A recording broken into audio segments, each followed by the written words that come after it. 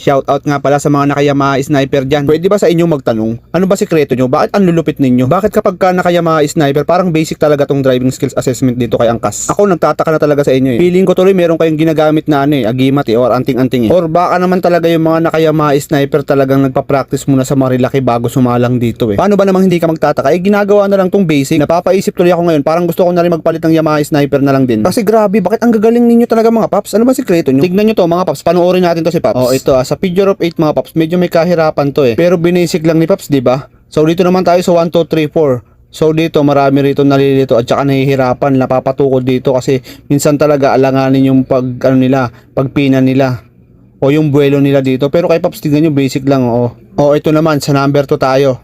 So ito kailangan ng buwelo din. So ito binasic lang ni Paps, di ba? Napakadali lang. At dito naman sa number 4, ito na marami rito napapatukod kasi pakanan to eh. So ito, di ba? O kita nyo, ang dali lang sa kanya. Ba't ganoon mga Nakayamaha sniper? Ano bang sekreto nyo mga paps? Bakit kayo ganyang kagagaling? Napakahuhusay talaga ng Nakayamaha sniper.